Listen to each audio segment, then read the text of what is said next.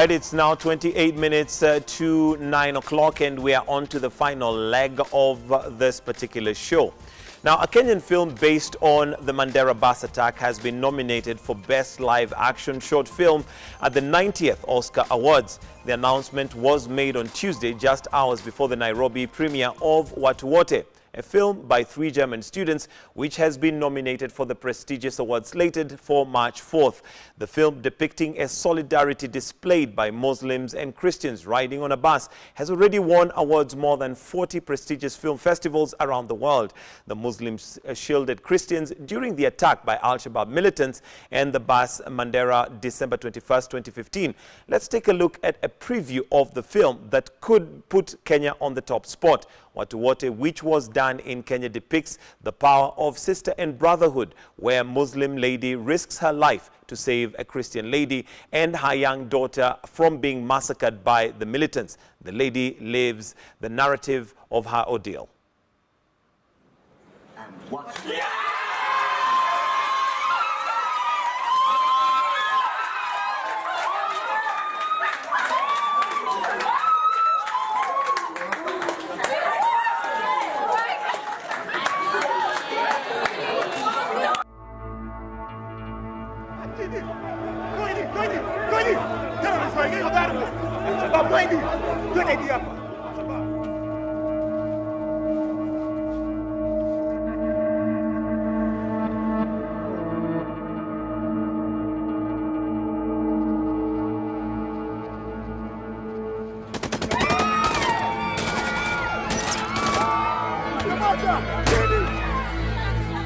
بس كأنك السعودي دتينا ربع قال لهم الصبح إنك السعودي wewe ulikuwa na mama Mkristo ako wapi? Ako wapi? Ako wapi? Ndio umefundishwa ndani ya Qurani? Usinuwe.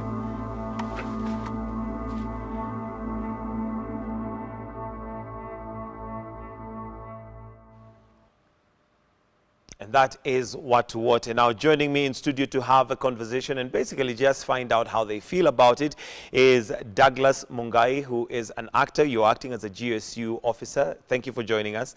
We also have Justin Mirichi, who was James Ouma, the turn boy in the bus. Yeah. Gentlemen, first of all, as a Kenyan, I feel so proud that, you know, a Kenyan film has been nominated. I wonder, how does it feel for you, who was actually acting in the film? Let's start with you, Justin.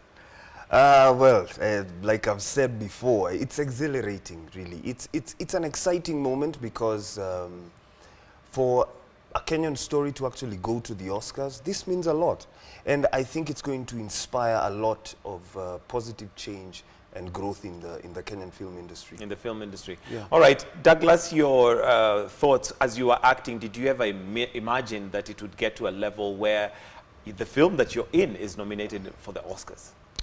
Well, technically no, because I was informed that it was a student project. So I never knew that it would be entered into so many competitions and festivals and get all the accolades it got. Mm-hmm. So it was surprising, and I'm glad it's doing well. Mm-hmm. Yes. All right, so are you both professional actors? Is this something that you do full-time? I'm a full-time actor. Mm-hmm. Other than that, I supplement with, I do voiceovers, I write. Yeah, but I am a full-time. Was this the first project that you have done of this scale, of this magnitude? I would say yes. Mm-hmm. I have done a different project with some friends from Sweden, but this was by far the largest. The largest. What about yourself, Douglas? Yes, for my case, it's a bit interesting. I was actually a former employee of KTN before I went into acting. Ah, okay. So I was an engineer. Welcome back to Mama's Ranch. Yeah, so since I left, I've been doing acting full-time. Oh, you've been acting full-time? Yes. And how would you look at being a full-time actor? Because it is somewhat new when we compare it with Nollywood, when you compare it with Nigerian scene, when you compare it with Hollywood. Kenya seems to be coming up pretty well, yes, but still a lot of work to be done. Your experience so far?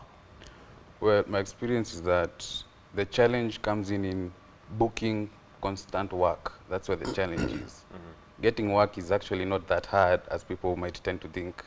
booking constant work and quality work, you know.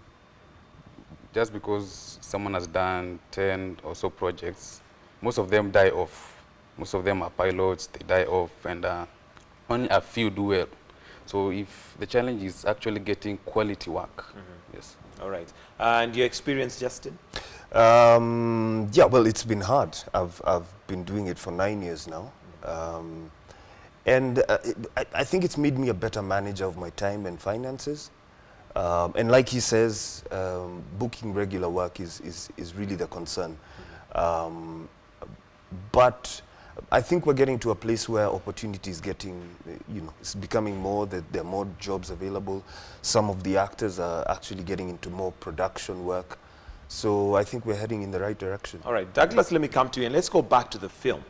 And Watu, Wote, first of all, just the story. When we read the story, when it happened, the actual story, it's one that left everybody impressed with the fact that we do have people that can literally risk their lives despite their religious differences. What was your experience now shooting the film? And maybe run us through what you learned through trying to play that role that, of something that actually happened. Oh, first of all, the incident was unfortunate, and condolences to the affected. My role as a GSU officer was basically to portray the authority figure in the society. Most Muslims get harsh treatment from the authorities because the whole Somali background. The way a Muslim person is treated maybe in the wee hours of the night is not the same way I will be treated. So basically, I was used to promote that stereotype that is put on them, and that they are always on the wrong, they are planning something. So tell me about your role, and not you as Douglas, but you as now the GSU officer. Yes. What is it that you, what was in your mind? How did you portray that discrimination that you're talking about? Oh, first of all, it was in the opening scene of the film. We wrapped them up pretty bad. It's not the conventional way of asking someone for their ID, asking them who they are, where they are going, where they're coming from. Basically, it was a bit too rough on them because it's not human to put people in the streets and pointing guns at them and asking them who they are. They have rights as people. They are Kenyans. And partly because of their, where they come from. Yes, because of the whole Somali background. Yes. All right. And what did you learn out of that? What is it that you would now speak, for instance, to officers who would be watching? What is the lesson that you would give them after playing that role? Well, I would urge people to be open-minded. You know, the whole terrorists, Muslims kind of thing is outdone by now. We should be open-minded on how we relate in between different religions. That's what I would say. Yes. All right, Justin, you are James Ouma, Yes. Tan Boy. What was your role as a Tan Boy? Well, essentially, I was the guy helping people on the bus, getting luggage into the bus, giving instructions. I mean, helping people out in the bus, depending on what was required. Yeah. And what did you learn out of your role? Well, I learned because I was the initial contact between the lady called Jua, who was played by Adeline, and a Muslim character who was Jua the lady who was saved by the Muslim lady? Yes, she was the one who was saved by the Muslim lady, actually. So I was there during the first interaction, and I could feel that that tension and the discrimination of why do you want to sit next to me, or I was already sitting here, why do you want me to move? Which would probably not have occurred if the other person was a fellow Christian or something like that. Right. So for me, it was really a wake-up call. I think it's something that I haven't thought about. I mean, I have friends who are Muslim, I have friends all over the place, and I've never quite thought of it as am I you're my friend, are you Muslim, are you Christian? Yeah, I think from it's a the wake-up film, call. what do you think brings that out? Because like you rightly put it, there are many of us who interact with people of other religions, but it's not often that you will think religion first, then, Yeah. you know, sort of pull yourself back. But this film brings that out in certain aspects. But also the beauty about it is that despite the religious differences, one can make a huge difference for somebody who's of a different religion. Yes, absolutely. And I remember something I spoke about when we were having some of the interviews after the film, is that if you don't speak out when someone allied to you is doing the wrong thing, then you are deemed to be supporting it.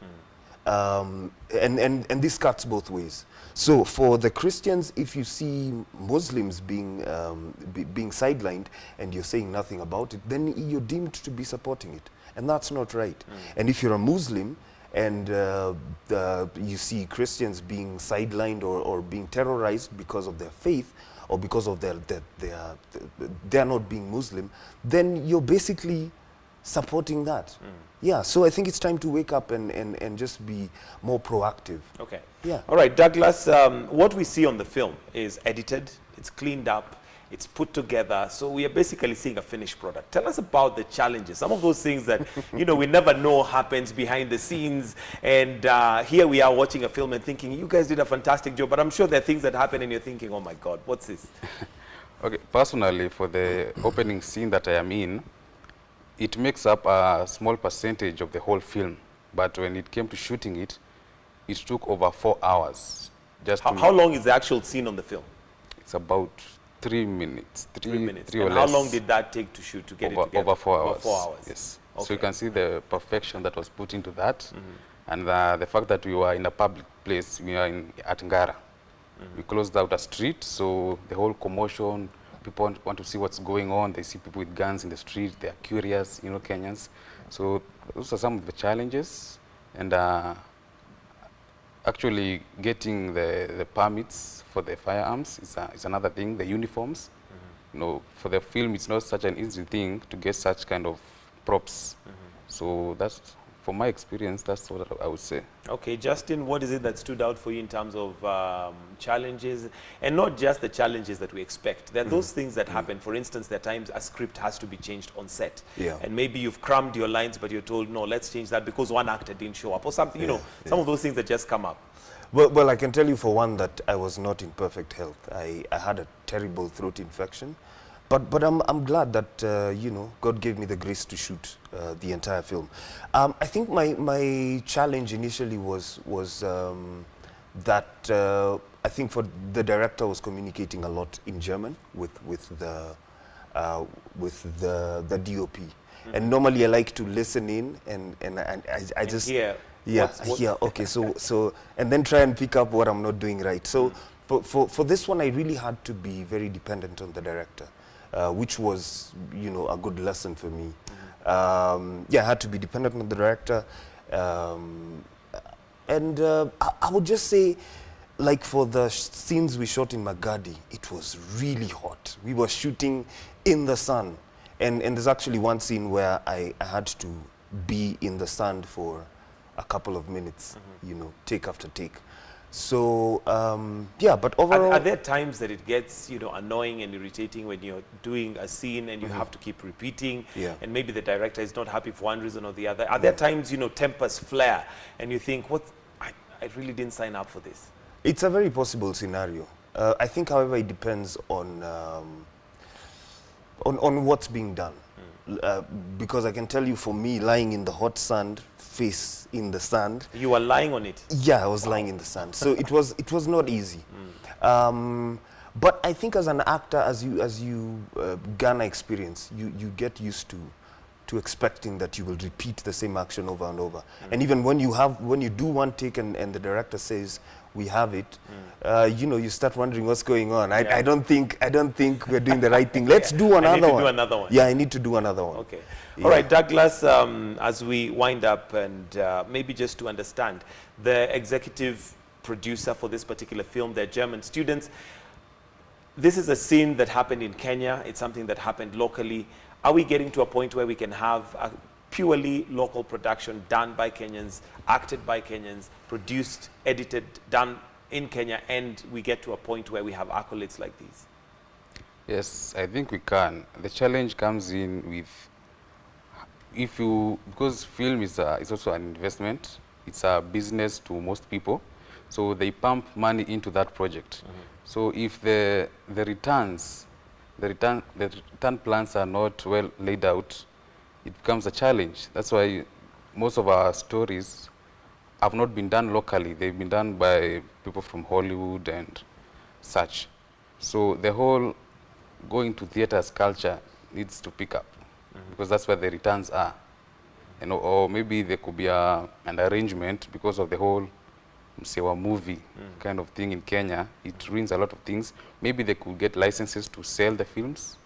And if there's such kind of revenue coming from there, then people will put in time and effort and money into telling such kind of stories from here. All right, Justin, your thoughts on how far we are to getting to that point, and possibly what Kenya needs to do to ensure that we have full production done locally and good productions as well. Well, like Douglas said, there's a lot of investment required in terms of money for a film to get to this level. If you look at Wote, the quality of the production is just amazing. People sat down, took time, invested money, time. A lot of people, over 100 people. So I think for us, it's basically, number one, we need more investors into the film industry. We need companies, we need well-wishers coming into the film industry, funding films. And then we need to understand the processes, because you just don't shoot something and then go to the Oscars and say, hey guys, put this in for me. There are processes, there are certain screenings that have to take place in very specific places. Yeah, so I think it's something, I'm not sure how fast we're going to get there, but it's possible. All right, finally as we close, Douglas, your advice to any actors out there and film producers? Well, to the actors, it will be good that the right people know you can act. You know, just because you can act is not enough. People need to know you can act. Use the internet to promote yourself. Have content. You know, do some free jobs if you can. You know, because don't be too much on the cash side of it, and you're just starting out. You know, you need a body of work to sell yourself. So if you can do some pro bono work, good for you, and also builds your experience. Yes, and also treat yourself as a professional. Don't let people misuse you, because a lot of people don't take acting as serious Something that work. You're just doing, you know, while you wait for jobs to come. Uni actor to you, you know. Treat yourself as a professional, know your worth, know what you're good at, and focus on selling it to the world, because people need to know what you're doing. That's what I would say. All right, Justin, your closing comments? Well, for me, I think the tide is definitely turning in the film industry and in the arts in this country. So this is a good time to invest. For the investors, bring in money, it's going to pay back. And then I think for people in our industry, we need to understand our value. We need to keep pushing for things to be done the right way. We need to, you know, just work to do exemplary work. And that's how we're going to grow this industry. Yeah, all right, thank you very much, gentlemen. Douglas Mungai, who is an actor and was acting as a GSU officer, and Justin Mirichi was James Ouma, the turn boy in the film Wote, which has been nominated for the Oscars. Congratulations, and we're wishing you all the best. Of course, as Kenya, we're looking forward to that happening. So that's where we wind up the show this morning and this week. We want to say thank you, and from a very dedicated and committed crew that ensures Morning Express comes to you every single morning from 5 a.m. all the way till 9, we say thank you for watching and wish you a fabulous weekend. And before I forget, Douglas, director says we get shift. Time is up for you to go back to the shift. So there you go. Have yourselves a great weekend. God bless. Do take care of yourselves and each other.